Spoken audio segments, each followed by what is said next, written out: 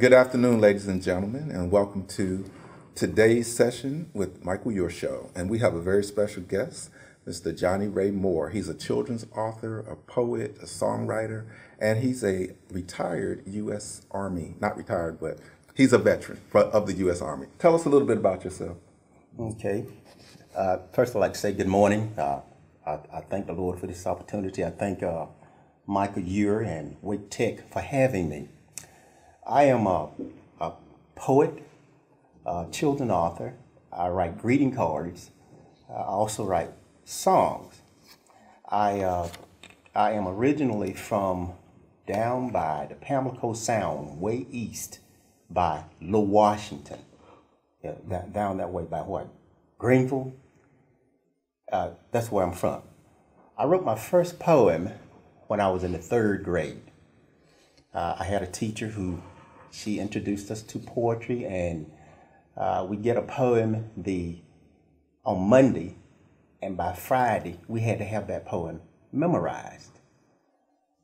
So that's how I got interested in poetry. I've always loved reading, and even as a child, I was very creative, and I had my imaginative friends and all this good stuff. And for the most part, that's how I got interested in writing. I first started writing poems, and then from that, I started writing prose. When I got into the higher grades, 5th grade, 6th grades, I took advanced composition and creative writing, and I just went from there and to where I am now. Okay. Well, the thing about your upcoming book, Silence Please, you worked on that or wrote it while you were in the military. And I'm just wanting you to describe that experience and share how that book is being published after all these years, after so many other books have been published. Oh, okay. I like to do this before I want to flash the books that I have written, my first book to where I am right now. My first book, Howie Has a Stomachache. Howie Has a Stomachache, about a little pig. It's only 100 words. My specialty is writing for very young kids. I'm talking about the kindergarten age and 1st graders, 2nd graders, even though I write for adults. So my first book was Howie Has a Stomachache, and it did well and was translated into Spanish by the publisher. So the Spanish version, and then from there, the story of Martin Luther King Jr. This is a 200-word board book, and I'm letting you all see this because most people will recognize this book because it has sold well over 100,000 copies as of December 2015, and it's still selling very well. Okay? From that book, the publisher wanted me to write a picture book for 3rd and 4th graders. So I wrote Meet Martin Luther King Jr. And this is the picture book. So before I got to all of this though, when I got out of high school, I joined the U.S. Army. Make a long story short, I spent my last months, 27 months and a few days in West Germany. While I was in West Germany, I was still writing. I had not had any books published, but still I would write. So I got to thinking, on my way to my job each day, I would walk by a daycare. And in the daycare, my interest was writing for kids anyway. So I would see the children over there playing. I just got to thinking, it would be so nice if someday I could write a book of poetry for kids of that age. Now, I was not married and I did not have any kids. So I really had to kind of like pay attention to them without stopping there and staring at other people's children, because I know how people are about their children. So that's how the idea for Silence Please came about. I wrote something in this book, Silence Please. The book will be released on the 10th of April 2018. You can go online now and Google from Amazon.com, or just Google the title of the book, Silence Please by Johnny Ray Moore. The book is published by Clear Fork Publishing out of Texas. And I must mention the illustrator of this book also. Her name is Tatiana Escalion B. Tatiana. When you see the title of the book on Amazon.com, by all means, go to this illustrator's website and look at her awesome work. Okay? So this is Silence Please. Back to Mike's question. I wrote that book. I started writing it in the early part of 1979. Now, I was in the military, and I was extremely busy because I had another job to do, which was the Army. But whenever I got the opportunity, I made my little notes for Silence Please. I just want to write about many experiences that children all around the world should be able to relate to somewhat. And for the most part, that's how it came about. So it took me from 1979 to all the way to 2018 to be fortunate enough to find a publisher, Clear Fork Publishing, who took a chance and published this book. So if you kind of add it up, I've waited like 39 years for this book to be published.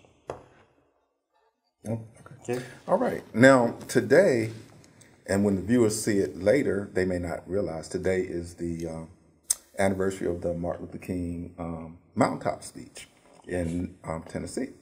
And you've written 2 books about Martin Luther King, and I know that they've been good. Tell us about the picture book and the difference between that and the other book based on Martin Luther King. Okay. The first book, again, The Story of Martin Luther King Jr., which is a board book. It's a 200-word board book. The illustrator is Amy Woomer. When my agent at the time approached me about writing a book for little kids about Dr. King, and they wanted it in about 200 words, and I kind of shook my head because a lot of books had been written about Dr. King. So I had to figure out a way, with the help of the publishers, to write about something in 200 words that very young kids could relate to. So I focused on, for the most part, 3 areas in this book that kids could relate to. The main message being that even as a child, Dr. King, he noticed a lot of things that were not right in this society when it came to race, when it came to black and white, when it came to minorities being treated equally.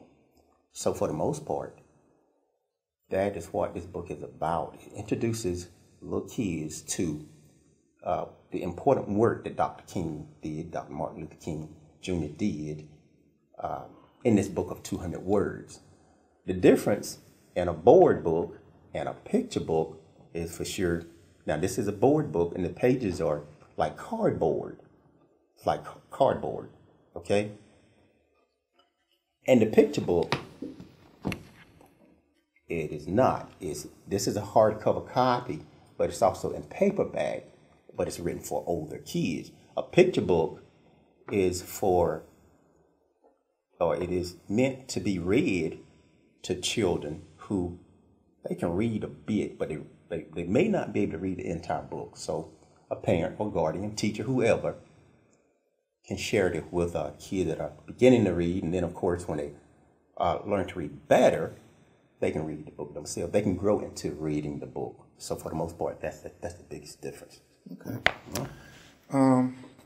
Tell us a little bit about what's going to be coming up with the launching, the book signing. Where's that going to be? When? What time? Okay. And in the audience, if you have any questions, please feel free to ask about anything. Go ahead. Okay. Again, for the book Silence Please, it's going to be released the 10th of April, 2018, in hardcover and paperback. The launch party will be the 21st of April on a Saturday at 2 p.m. at Quail Ridge Books and Music. Now, if you live in the Raleigh area, Quail Ridge Books and Music is located off of Lassiter Mill Road in North Hills.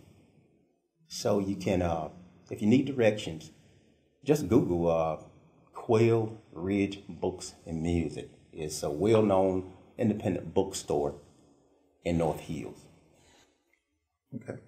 So if people, because you do workshops, and I know that you participated at the Museum of History's African American Cultural Celebration, you were a featured author, but your books are also integrated into some literacy type programs and other programs like at the DeSable Museum in Chicago. Tell us how that came about. Yes. Currently, now to date, I have written for 4 different publishers. And as far as the book, the story of Meet How I Has a Stomachache and a Leaf. I forgot a Leaf. A Leaf is published by the same publisher. These 2 books are part of a literacy program that when they first came out around 1996 and 1998, that they just went out when I went out to the schools to introduce kids to this book, you see. As far as a lot of other things that happen, because my books are out there, I'm not self-published. The publisher, with all their good marketing resources, people would pretty much go into a bookstore and see the book, and kind of like back to his question, they would contact me, and I don't know, I've done other webinars, at least one other, a couple of sessions, and from that, people just contact me, and if I couldn't get there to do a presentation or something, then they get permission to use the book and whatever in relation to whatever program that they were putting on. But yes, if I am contacted, and I pretty much have to have about 14 business days so I can work into my schedule. If I can get to wherever, I will do a presentation, a reading and a signing, and this kind of thing. Okay. So tell people, how do they get in contact with you? Right now, you would have to, if you're on Facebook, you would you can Facebook me. My name is Johnny Ray Moore. Last name Moore. Try to reach me on Facebook, but also I'm going to give you my email address. In about another week, my website will be up, but for now, I'm going to give you my email address, and it is jmoore92591 at gmail.com. Again, that's the letter jmoore92591 at gmail.com. Send me an email or try to reach me on Facebook, Johnny Ray Moore, and I will give you some correspondence. I will send you information. Okay. Okay. So tell us about something interesting when you work with students and kids. I'm assuming you go out and you read to them, mm-hmm. and I know that you're into health, and you have a book about a pig that kind of pushes them. Right. It is what he's speaking about is this is how I come up with ideas. Actually, I was in Walmart one night and I saw this book. It was very short, and the pages were very colorful. It was paperback, so I knew that the book were meant for very young kids. So I picked up the book. It was by a publishing company called Specialty Publishing, I think it was. So I looked at the book. I stood there in Walmart and I read the book. So I said, wow, I'm going to contact them as soon as I get home, or at least look them up on the website. Look at their website. I did that. Well, the next day I ended up contacting the editor, one of the editors for Specialty Publishing, And she was I didn't tell her much about me. So she was interested in whether or not I had written anything that I wanted to submit to her.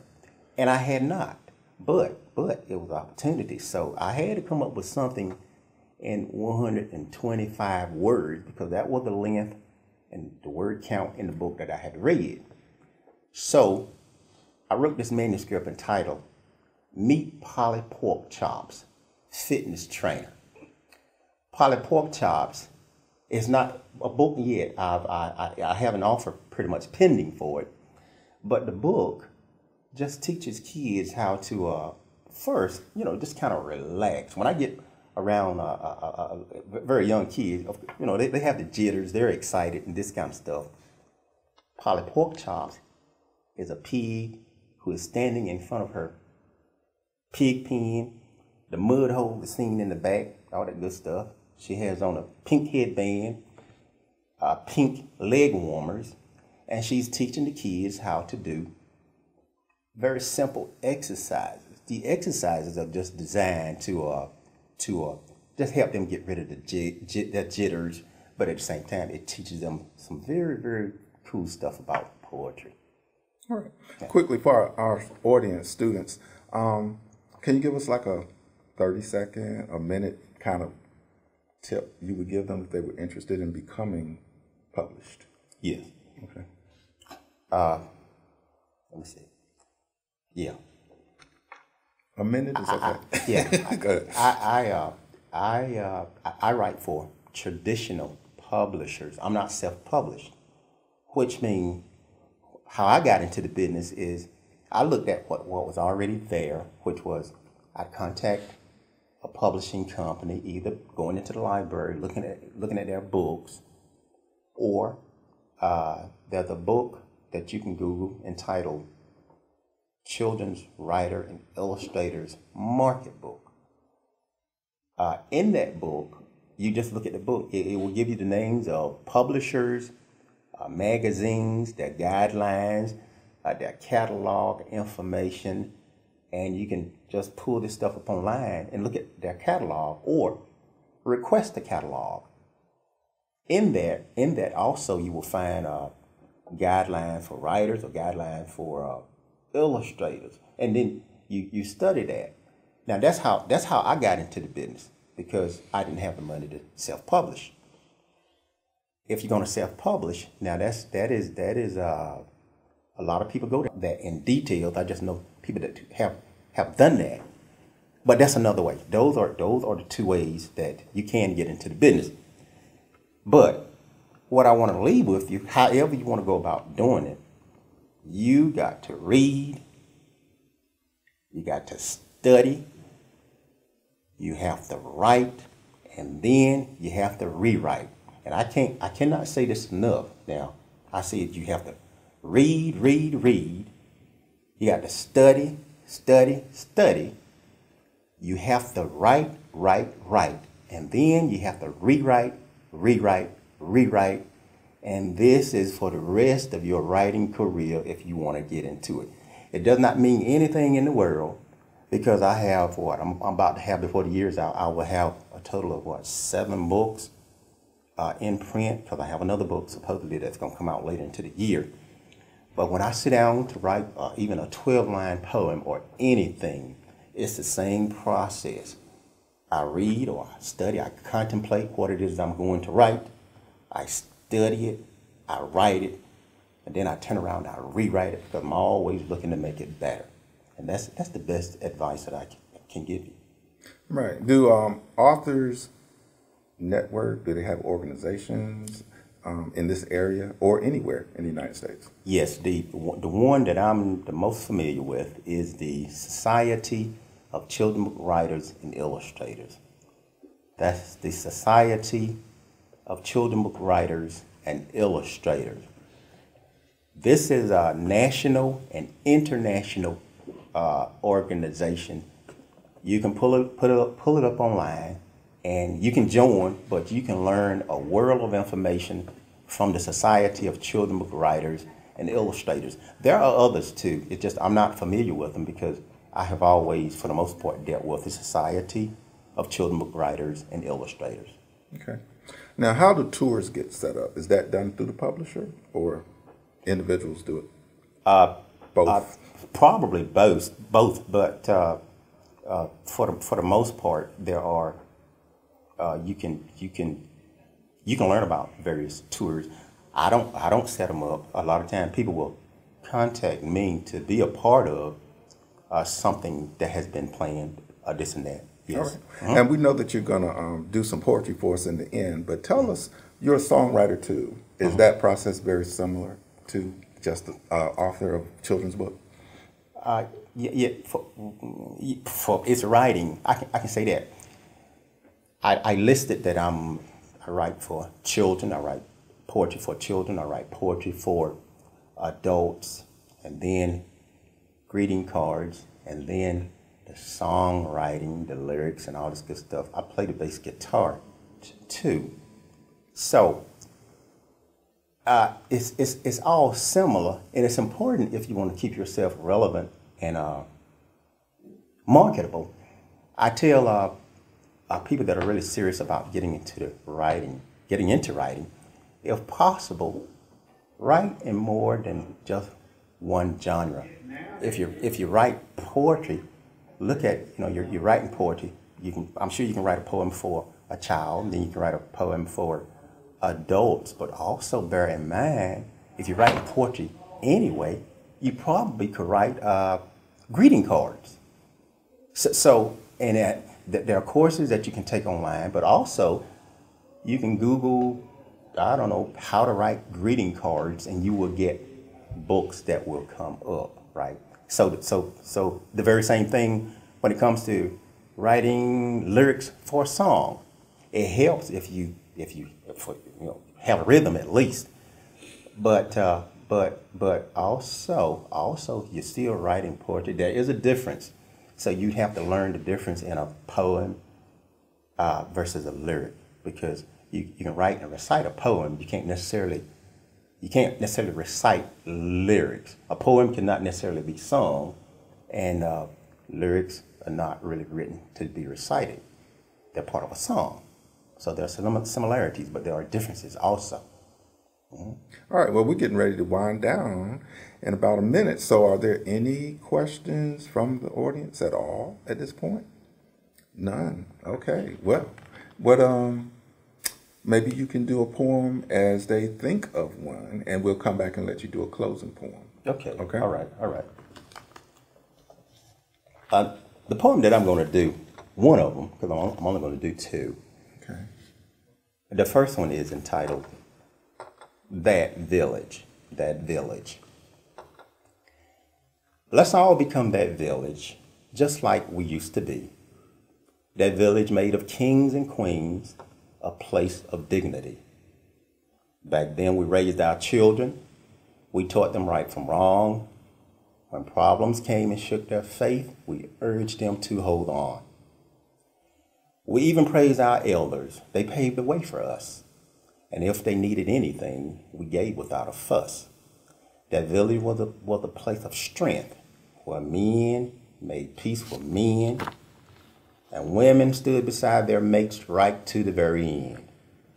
The church also had power. It gave much hope to many. It taught salvation was for all and did not cost a penny. And furthermore, that village was designed to keep us grounded and still in precious harmony, the best thing ever founded. So as we sometimes toil with doubt, stand tall and persevere, because that village way of life is still so very dear. Right, that was very good. So, Thank you. You were getting ready to read another one. Before you do that, how long did it take? Does it usually take a day or a week to come up with a poem? No, because I started writing poetry from the very beginning, sometimes I can write 5 poems in one day, probably more than that. I don't necessarily sit down at a desk to write. I'm on the move, doing something around the house or shopping or whatever. Question? Yeah, Josie had a comment. She said she loved the poem, and it reminded her of her childhood and how everyone participated in your upbringing. What prompted you to write that poem? Is it because you think we've lost something, or was that just the way that all childhoods are? What was your reason for wanting to write that poem? That's a very good question. Josie is her name? Yes. Josie. Hey, Josie, thanks for that question. Yes. Josie, I'm 63 years old, right? Well, I'm of a different generation. But back then, what you kind of notice in that poem, that's what we did. We were together. We were of the mindset that it really does take a village to raise a child. When I was coming up, if I did anything wrong, a neighbor saw me, a neighbor would tell another neighbor, it'd get back to my parents. If it was bad enough, I'd get a whipping or whatever from my mom, and then from my dad, from pretty much everybody.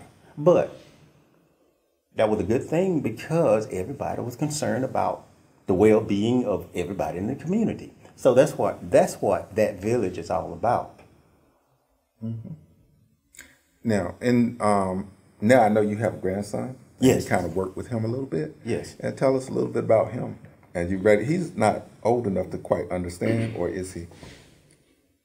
Keep going. No, just go answer that really quickly. Okay. Yes. Yeah. I have the pleasure of babysitting my grandson. My wife and I have 3 daughters. They're grown. The oldest one is married. So because I'm retired, I retired February of 2017. I babysit my grandson. His name is Ethan. Ethan will be 16 months in about another month. So it's just a joy to just watch him. I read to him, and he's beginning to talk a little bit. He can say some words, but it just opened me up to a new thing, a whole lot of good things. Yeah, Robin noted Robin is a writer as well, and she wants to confirm that you mentioned the Children Writers and Illustrators Market book. Yes. As a resource, and the Society of Children Writers. She knows about the writers market, but she did not know they had a children's version, a version of that for children's writers. Yeah. Thank you. Okay, if you write for children, even if you write for adults, yes, by all means, you might not want to buy the book, but when you're in Barnes & Noble somewhere, or just pull it up online, the Children's Writer and Illustrators Market book, okay? And then that was the Society of Children Book Writers and Illustrators. They have all over in all 50 states. They have the Society of Children Book Writers is in foreign countries, even branches all over everywhere. Yes. All right. So are we kind of through with our questions? Because if we are, now I'm going to ask you to give your contact information if people want you to come and do a workshop or a book signing. Oh, okay. Right now, again, all I'm going to give is my email address, and about another week, I'm going to post my website information on Facebook. But my email again is jmoore92591@gmail.com. That's the letter jmoore92591@gmail.com. All right. Well, I thank you so much for coming, and I know we're going to close it out with your poem. And I want to thank the audience for your questions. And on April the 11th, we will have Clarence Williams, who's a retired producer for WRAL Capital Broadcasting, and he's also a veteran. He does a lot of philanthropic things in the community, and I want you to, same time, same station. Go ahead, Jay. Okay. And thanks again for coming. Thank you. And I just want to end with this poem with the anniversary of Martin Luther King Jr.'s assassination coming up. The title of this poem is Honoring a Legacy of Blackness. When Dr. King was here with us and said, "I have a dream," so many stood and trusted him. They were a chosen team. Side by side, they prayed and marched. Their goals were very plain. They fought for pure equality. They ushered in a change. Some before and after them made strides for civil rights. Now we must do our very best to stay the course and fight. Our black ancestors gave us hope. They set a grueling pace. They worked and prayed and sacrificed and vowed to win this race. They paved the way for us to be whatever we desire. Their blood was shed throughout the world, therefore we must aspire. Then one day we unified, our courage somewhat spent.